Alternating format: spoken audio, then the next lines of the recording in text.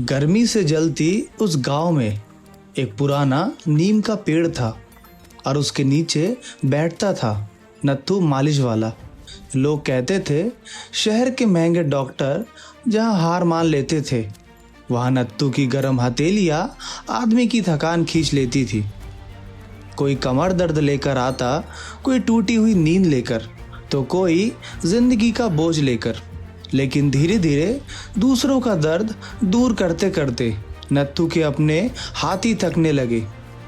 नमस्कार दोस्त, मैं हूं अभिषेक। आज की कहानी सिर्फ एक मालिश वाले की नहीं, बल्कि उस आदमी की है जो पूरे गांव का दर्द अपने हाथों में उठा बैठा था। तो आज आप कहां से सुन रहे हैं और वहां अभी कितनी गर्मी है, कमेंट में ज़रूर बताइएगा। और अब सुनिए नत्थू मालिश वाले की कहानी।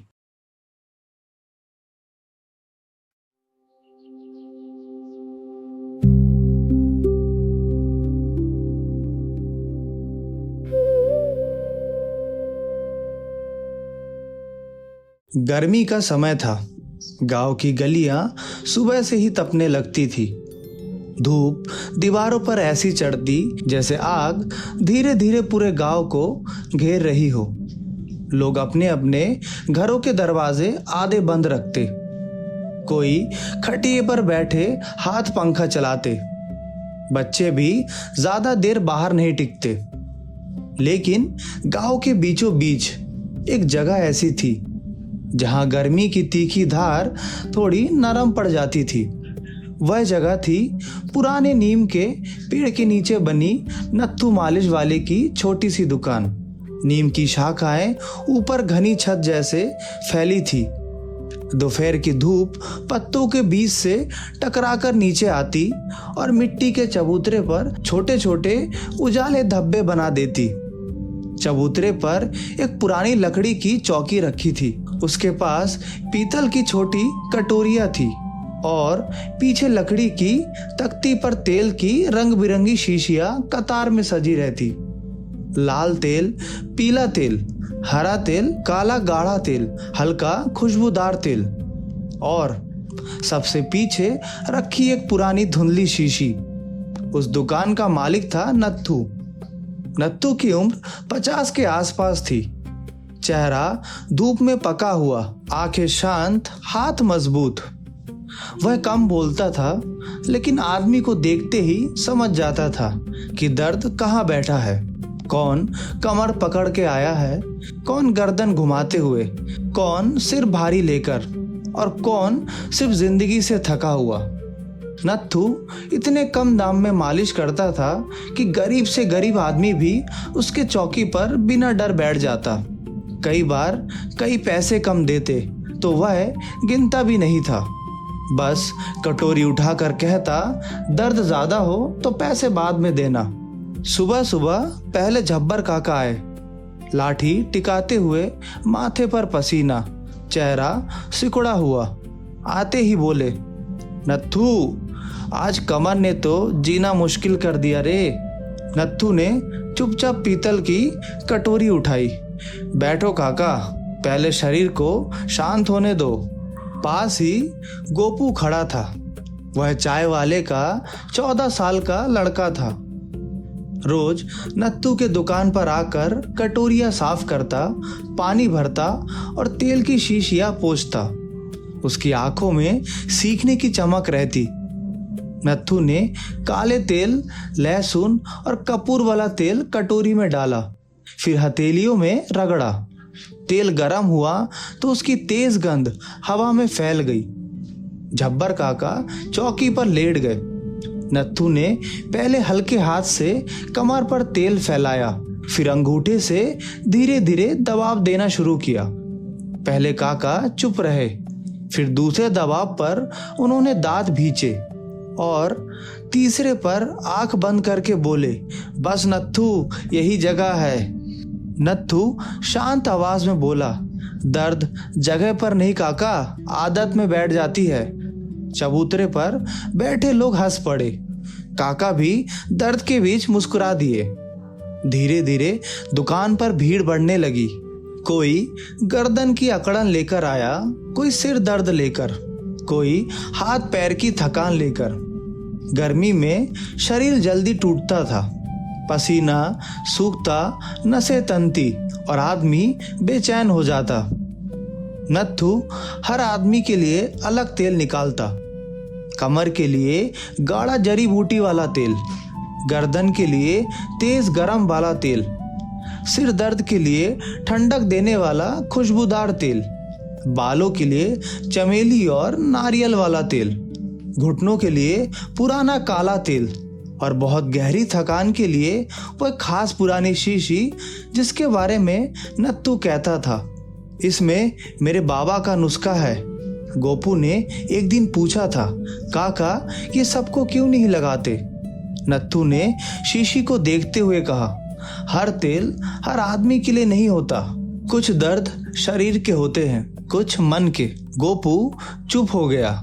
वह बात उसकी उम्र से बड़ी थी। दोपहर चढ़ने लगी।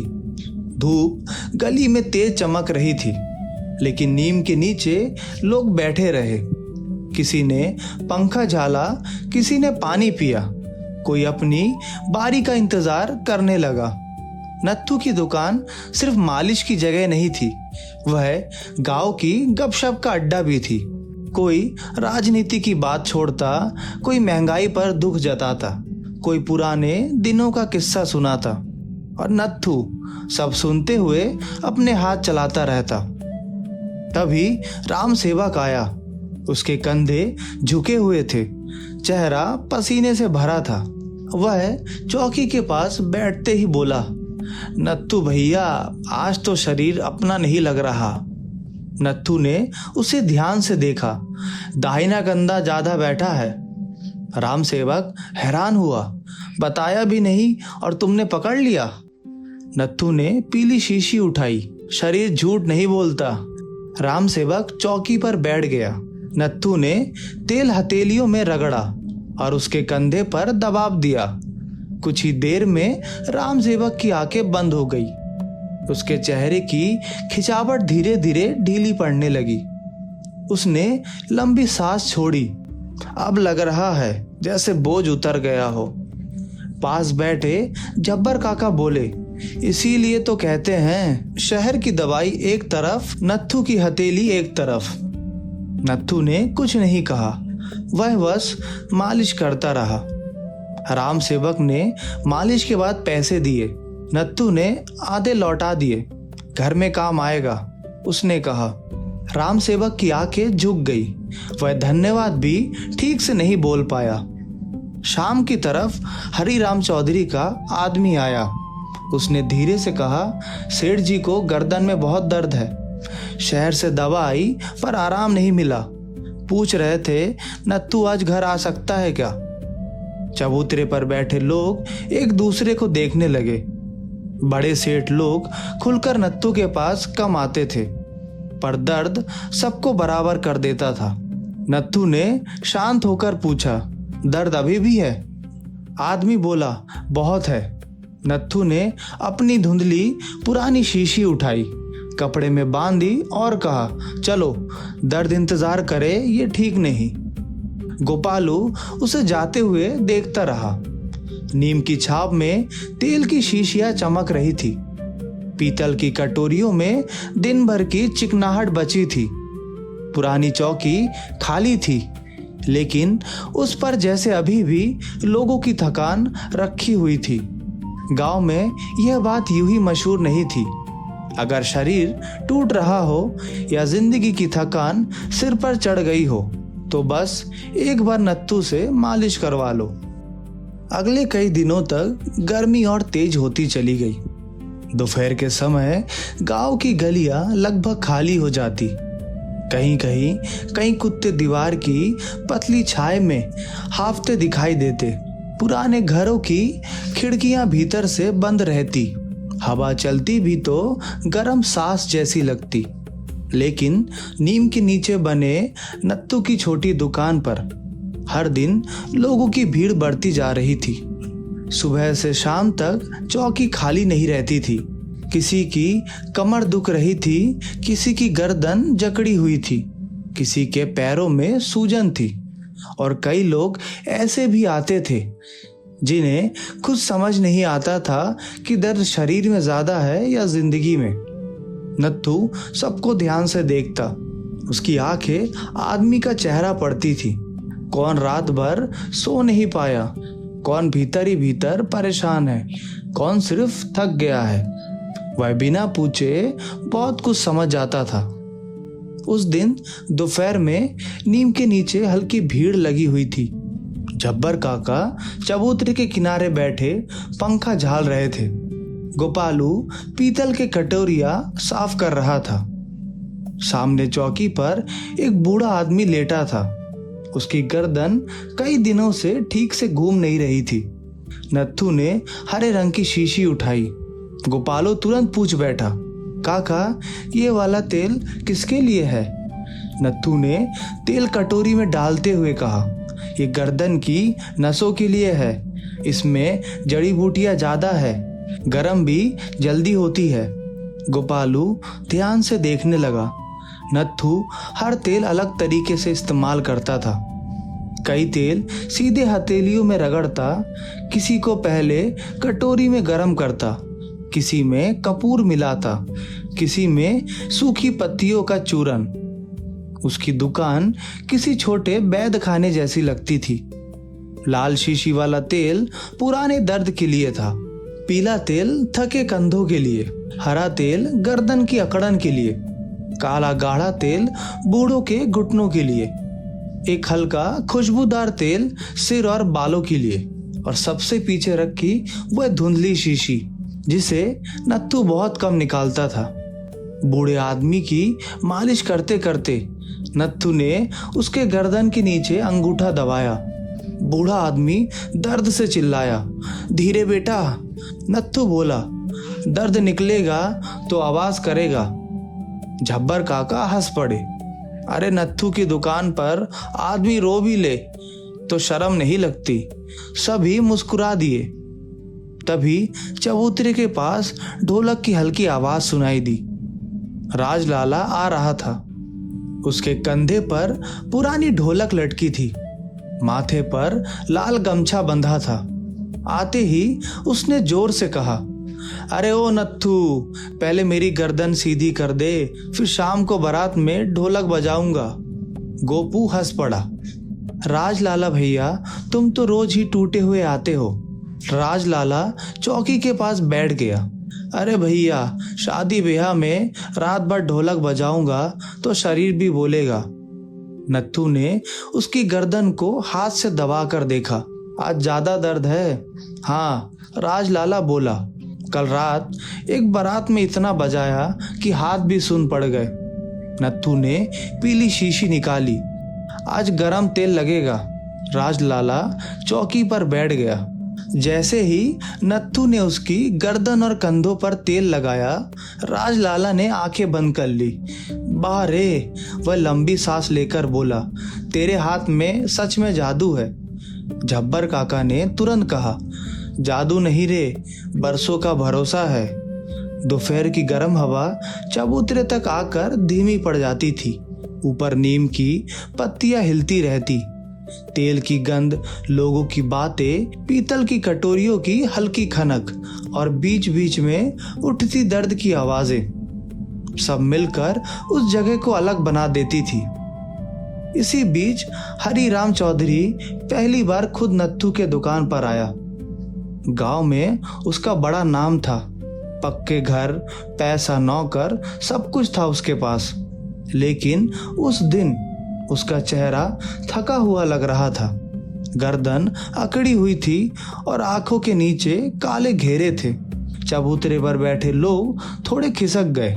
हरिराम धीरे से बोला, नत्थू, शहर के डॉक्टर से दवा ली, मालिश वाले ने मालिश तक लगाई, लेकिन आराम नहीं मिला। नत्थू ने शांत नजरों से उसे देखा। कब से दर्द है? 3 महीने। नींद आती है? हरिराम थोड़ा चौंका। कम। नत्थू ने धुंधली पुरानी शीशी उठाई। गोपालू तुरंत उसे देखने लगा। वह समझ गया ये वही खास तेल है। नत्थू ने शीशी खोली। उसमें से तेज लेकिन अजीब सुकून देने वाली गंध निकली। उसने थोड़ा तेल कटोरी में डाला और धीरे धीरे हरी राम के गर्दन पर लगाना शुरू किया। पूरा चबूतरा शांत हो गया। नत्थू की उंगलियां धीरे धीरे नसों पर दबाव डाल रही थी। हरी राम की सांसें पहले भारी थी, फिर धीरे धीरे लंबी होने लगी। कुछ देर बाद उसकी आंखें बंद हो गई। दर्द सिर्फ गर्दन में नहीं, दिमाग हर समय भागता रहता है। हरी राम ने धीमे स्वर में कहा, रुकता ही नहीं। नत्थू ने दबाव बदलते हुए कहा, फिर शरीर कहाँ आराम करेगा। करीब आधे घंटे बाद हरी राम चौधरी चौकी से उठा। उसने गर्दन घुमाई। चेहरे पर पहली बार थोड़ी राहत दिखाई दी। इतना आराम, वह धीमे से बोला, मुझे महीनों से नहीं मिला। जब्बर काका मुस्कुराए। कहा था ना, नत्थू की हथेली दवाई से भारी पड़ती है। हरी राम ने पैसे निकालने चाहे, लेकिन नत्थू ने सिर्फ उतना ही लिया जितना वह सबसे लेता था। इतना कम? नत्थू बोला। दर्द अमीर गरीब देखकर नहीं आता। चबूतरे पर बैठे लोग चुप हो गए। गर्मी उस दिन बहुत तेज थी, लेकिन नीम के नीचे बैठा हर आदमी जैसे थोड़ी देर के लिए हल्का हो गया था। शाम की तरफ अचानक हंसी का शोर उठा। राजलाला फिर आ गया था। इस बार उसके साथ कुछ लड़के भी थे। अगले हफ्ते उसकी छोटी बहन की शादी थी। आते ही वह बोला, नत्थू, दूल्हे की मालिश तुम ही करोगे। ऐसा चमका देना कि फोटो में हीरो लगे। सब हंस पड़े। नत्थू ने पहली बार खुलकर मुस्कुराया। पहले दूल्हे को यहाँ भेजो, देखूं कितना टूटा हुआ है। राजलाला ने ढोलक पर हाथ से हल्के थाप दी। कुछ देर के लिए नीम के नीचे की गर्म थकी हवा भी हल्की लगने लगी। धीरे धीरे शाम उतरने लगी। धूप दीवारों से खिसकती गई। गलियों में लोग फिर दिखाई देने लगे, लेकिन नत्थू की दुकान अब भी भरी थी। गोपालू तेल की शीशियां ठीक कर रहा था। उसने धीरे से पूछा, काका, तुम पूरे दिन थकते नहीं? नत्थू कुछ पल चुप रहा, फिर बोला, थकता हूं। फिर काम क्यों करते हो? नत्थू ने चौकी पर हाथ फेरते हुए कहा, क्योंकि कुछ लोग यहाँ दर्द लेकर आते हैं और कुछ लोग सिर्फ इसलिए आते हैं कि कोई उनका हाल पूछ ले। गोपालू चुप हो गया। उसने पहली बार महसूस किया कि नत्थू सिर्फ मालिश वाला नहीं था, वह उस गर्म गांव में लोगों के लिए राहत की जगह था। नीम की छाव धीरे धीरे अंधेरे होने लगी। पीतल की कटोरियां हल्की चमक रही थी। तेल की शीशियां तख्ती पर कतार बनाए शांत खड़ी थी और नत्थू अपनी हथेलियों पर फिर थोड़ा तेल रगड़ रहा था, क्योंकि चौकी पर बैठने वाले लोगों की थकान अभी भी खत्म नहीं हुई थी। गर्मी अब और भारी हो चुकी थी। दोपहर के समय नीम की छाव भी पूरी तरह राहत नहीं दे पाती थी। हवा गर्म थी, मिट्टी गर्म थी, यहाँ तक कि पीतल की कटोरियां भी दोपहर तक छूने में हल्की तपने लगती थी। लेकिन नत्थू की दुकान पर भीड़ कम नहीं हुई। सुबह से लोग आना शुरू करते और शाम तक चौकी भरी रहती। किसी दिन कमर दर्द वालों की इलाज होती, किसी दिन सिर दबाने वालों की, और कई बार तो लोग सिर्फ बैठने चले आते। कोई आधा घंटा बातें करता, कोई चुपचाप पंखा झालता रहता, जैसे नीम के नीचे बैठने से ही थोड़ी राहत मिल जाती हो। लेकिन उन दिनों एक चीज बदल रही थी, नत्थू के हाथ। पहले जो हथेलियां पूरे दिन बिना रुके चलती थी, अब कभी कभी बीच में ठहर जाती। तेल रगड़ते समय उसकी उंगलियां हल्की कांप जाती। शाम तक उसके कंधे भारी दिखने लगते। गोपालू ये सब देख रहा था। उस दिन सुबह सुबह उसने देखा कि नत्थू अपनी दाहिनी कलाई दबा रहा है। क्या हुआ काका? उसने पूछा। नत्थू ने तुरंत हाथ नीचे कर लिया। कुछ नहीं, उम्र है। गोपालू चुप रहा, लेकिन पहली बार उसके मन में डर आया। अगर नत्थू के हाथ ही रुक गए तो? दोपहर तक दुकान फिर भर गई। जब्बर काका चबूतरे पर बैठे थे। राम सेवक चौकी पर लेटा था। राजलाला ढोलक लेकर आया हुआ था और बार बार शादी की बातें कर रहा था। उसकी छोटी बहन की शादी बस 2 दिन बाद थी। राजलाला ने हंसते हुए कहा, नत्थू, दूल्हे की ऐसी मालिश करना कि बारात वाले देखते रह जाए। नत्थू हल्का मुस्कुराया। पहले दूल्हा आए तो सही। राजलाला बोला, अरे आएगा क्यों नहीं, पूरे इलाके में नाम है तुम्हारा। जब्बर काका ने पंखा झालते हुए कहा, नाम तो ऐसा है कि शहर वाले भी पूछते हैं। तभी गोपालू ने धीरे से देखा। नत्थू तेल की कटोरी उठाते समय हाथ बदल रहा था। पहले वह हमेशा दाहिना हाथ से कटोरी पकड़ता था, आज बायां हाथ से पकड़ रहा था। दोपहर के बाद हरिराम चौधरी भी आया। अब वह खुलकर नत्थू की दुकान पर आने लगा था। पहले चोरी छुपे बुलाता था, लेकिन अब खुद चौकी पर बैठ जाता। नत्थू, उसने गर्दन घुमाते हुए कहा, उस दिन वाले तेल से सचमुच आराम मिला। नत्थू ने पूछा, नींद ठीक आई? हरिराम कुछ पल चुप रहा, फिर बोला, महीनों बाद पूरी रात सोया। नत्थू ने तख्ती से वही धुंधली शीशी उतारी। गोपालू ध्यान से उसे देखने लगा।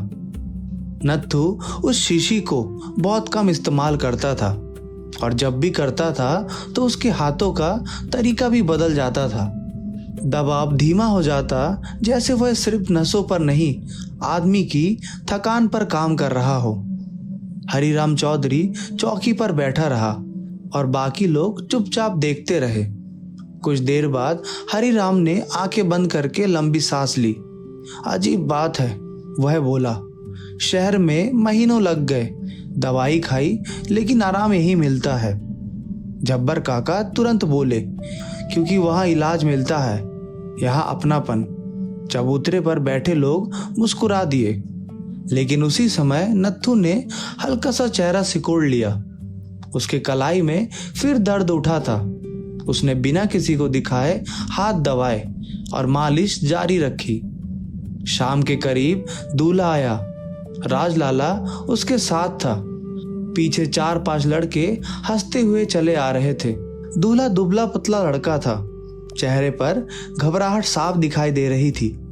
राजलाला ने आते ही शोर मचाया, लो नत्थू, अब इसे हीरो बना दो। सभी हंस पड़े। दूल्हा शर्माते हुए चौकी पर बैठ गया। नत्थू ने उसे ऊपर से नीचे तक देखा। डर बहुत रहा है। लड़के फिर हंसे। दूल्हा बोला, नहीं तो। नत्थू ने हल्की मुस्कान दी। जिसकी गर्दन इतनी अकड़ी हो, वह या तो बहुत थका होता है या बहुत घबराया हुआ। रामलाला बोला, दोनों है। दुकान में हंसी फैल गई। नत्थू ने इस बार मुस्कुराकर तेल निकाला। उसमें चमेली और कपूर की हल्की महक थी। उसने तेल हथेली में रगड़ा और दूल्हे के सिर और कंधों पर लगाना शुरू किया। धीरे धीरे माहौल बदलने लगा। लड़कों की हंसी कम हो गई। दूल्हे की सांसें शांत होने लगी। नत्थू कभी सिर दबाता, कभी गर्दन, कभी कंधे। उसकी उंगलियां बहुत धीरे चल रही थी, जैसे वह सिर्फ मालिश नहीं कर रहा, किसी की घबराहट उतार रहा हो। कुछ देर बाद दूल्हे ने आंखें खोली और धीमे से कहा, अब सच में हल्का लग रहा है। राजलाला तुरंत बोला, कहा था ना फोटो में हीरो लगेगा। सभी फिर हंस पड़े, लेकिन गोपालू की नजर नत्थू पर थी। वह देख रहा था कि मालिश खत्म होने के बाद नत्थू ने चुपचाप से अपनी कलाई दबाई। इस बार दर्द थोड़ा ज्यादा था। रात ढलने लगी। दुकान पर भीड़ कम हो गई। हवा अब भी गर्म थी, लेकिन दिन जैसी तेज नहीं रही। गोपालू तेल की शीशियां वापस तख्ती पर रख रहा था। नत्थू चौकी के किनारे बैठा था। पहली बार वह बहुत थका हुआ लग रहा था। गोपालू धीरे से उसके पास बैठ गया। काका, उसने हिचकाते हुए कहा, तुम्हारे हाथ में दर्द रहता है क्या? नत्थू कुछ देर चुप रहा, फिर बोला, पूरा दिन दूसरे लोगों का दर्द उठाऊंगा तो थोड़ा अपने हाथ में भी आ ही जाता है। फिर आराम क्यों नहीं करते? नत्थू ने सामने खाली चौकी को देखा। अगर मैं बैठ गया तो बहुत लोग टूटे घूमते रहेंगे। गोपालू कुछ बोल ही नहीं पाया। उसने पहली बार महसूस किया कि नत्थू की दुकान सिर्फ दुकान नहीं थी, वह गांव के थके हुए लोगों की आदत बन चुकी थी। उसी समय जब्बर काका धीरे धीरे उठे और बोले, अरे नत्थू, कभी अपने लिए भी तेल बना लिया कर। नत्थू हल्का हंसा। अपने हाथ खुद नहीं दबाए जाते काका। कुछ पल के लिए सब शांत हो गया। ऊपर नीम की पत्तियां हिल रही थी। दूर गलियों में रात उतरने लगी थी। तख्ती पर रखी तेल की शीशियां धुंधली रोशनी में चमक रही थी। गोपालू ने धीरे से पूछा, काका, अगर कभी तुमने मालिश करना छोड़ दिया तो? नत्थू ने उसकी तरफ देखा, फिर बहुत धीमी आवाज में बोला, हर काम आदमी से बड़ा नहीं होता, लेकिन कुछ काम छोड़ देने से लोग अकेले पड़ जाते हैं। गोपालू वह बात पूरी तरह समझ नहीं पाया, लेकिन उस रात पहली बार उसे चौकी खाली दिखाई दी और पहली बार उसे लगा नत्थू के हाथ सिर्फ हाथ नहीं है, वे उस गांव की थकान उठाए हुए हैं। उस रात गर्मी कुछ अलग थी। हवा चल रही थी, लेकिन उसमें ठंडक बिल्कुल नहीं थी। गलियों की दीवारें दिन भर की तपन छोड़ रही थी। कई घरों के बाहर लोग चारपाई डालकर बैठे थे। कोई हाथ का पंखा झाल रहा था, कोई चुपचाप आसमान देख रहा था। लेकिन नीम के नीचे अभी भी हल्की रोशनी जल रही थी। नत्थू की दुकान पूरी तरह बंद नहीं हुई थी। पीतल की कटोरियां अब भी चबूतरे पर रखी थी। तेल की शीशियां तख्ती पर कतार में चमक रही थी। नत्थू अकेले बैठा था। पूरा दिन काम करने के बाद उसके हाथ भारी हो चुके थे। कलाई में दर्द लगातार बना हुआ था। उसने धीरे से अपनी कलाइयां मोड़ी, फिर हथेली से दबाई। पहले वह रात तक भी बिना थके काम करता रहता था। अब शाम के बाद उसके हाथ जवाब देने लगते थे। गोपालू पास बैठे तेल की शीशियां कपड़ों से साफ कर रहा था। वह पूरे दिन नत्थू को देखता रहा। हर मालिश के बाद नत्थू कुछ पल हाथ दबाता, कभी कंधा घुमाता तो कभी चुपचाप सांस खींचता। गोपालू से रहा नहीं गया। काका, उसने धीमे से कहा, कल दुकान मत खोलना। नत्थू हल्का मुस्कुराया। फिर लोग कहाँ जाएंगे? लेकिन तुम्हारा हाथ? नत्थू ने बात बीच में रोक दी। जब तक हाथ चल रहे हैं, काम रुकना नहीं चाहिए। गोपालू चुप हो गया। उसी समय दूर से किसी के तेज कदमों की आवाज आई। एक आदमी जल्दी जल्दी चलता हुआ नीम के नीचे पहुंचा। उसकी सांसें फूली हुई थी, माथे पर पसीना था। वह घबरा कर बोला, जल्दी चलो, मेरे बड़े भाई की हालत खराब है, पूरा शरीर अकड़ गया है। नत्थू तुरंत उठ खड़ा हुआ। उठते समय उनकी कलाई फिर हल्की कांपी। शहर से दवाई भी लाई, पर आराम नहीं मिला। नत्थू कुछ नहीं बोला। उसने धीरे से तख्ती के पीछे से रखी धुंधली शीशी उठाई, कपड़े में बांधी और गोपालू की तरफ देखा। कटोरी और पीला तेल उठा ले। तीनों जल्दी जल्दी गली की तरफ बढ़ने लगे। रात गहरी होती जा रही थी। कई घरों की बत्तियां बुझ चुकी थी। कहीं कहीं लोग बाहर बैठे धीरे धीरे बात कर रहे थे। गर्म हवा अब भी चल रही थी। कुछ देर बाद वह उस आदमी के घर पहुंचे। अंदर एक बूढ़ा आदमी चारपाई पर पड़ा था। उसका चेहरा दर्द से सिकुड़ा हुआ था। गर्दन एक तरफ जमी हुई थी। घर वाले घबराए हुए खड़े थे। नत्थू बिना जल्दी किए उसके पास बैठ गया। उसने पहले बूढ़े आदमी की नब्ज पकड़ी, फिर गर्दन और कंधे को हाथ से दबाकर देखा। डर ज्यादा बैठ गया है, उसने धीमे से कहा। आदमी की पत्नी बोली, पूरा दिन दर्द से कहार रहे हैं। नत्थू ने कटोरी में तेल डाला, फिर अपनी हथेलियों में रगड़ा।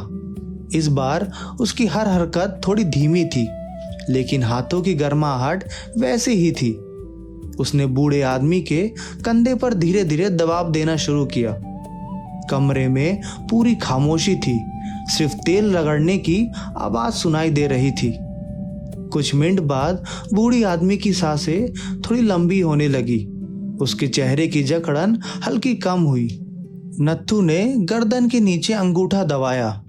बूढ़ा आदमी दर्द से कहारा। नत्थू शांत आवाज में बोला, दर्द बाहर आ रहा है, निकलने दो। गोपालू ध्यान से सब देख रहा था। नत्थू के हाथ कांप रहे थे, लेकिन दबाव बिल्कुल सही जगह पड़ रहा था। धीरे धीरे बूढ़े आदमी का शरीर ढीला होने लगा। उसकी बंद मुट्ठियां खुल गई, माथे की सिकुड़न कम हो गई। करीब आधे घंटे बाद उसने आंखें खोली। अब थोड़ा हल्का लग रहा है, उसने धीमी आवाज में कहा। घर वाले राहत की सांस लेने लगे। उस आदमी ने तुरंत पैसे निकालने चाहे, लेकिन नत्थू ने हाथ रोक दिए।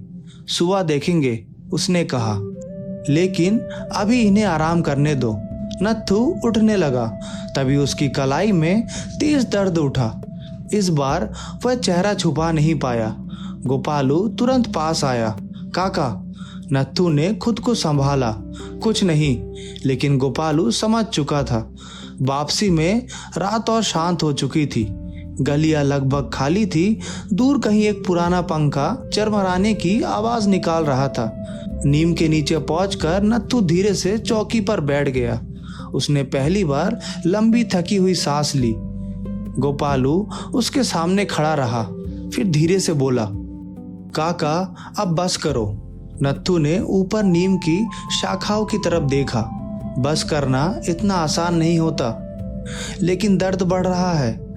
नत्थू कुछ देर चुप रहा, फिर बोला, गोपालू, आदमी जब रोज लोगों की तकलीफ सुनता है ना, तो उसे अपनी तकलीफ छोटी लगने लगती है।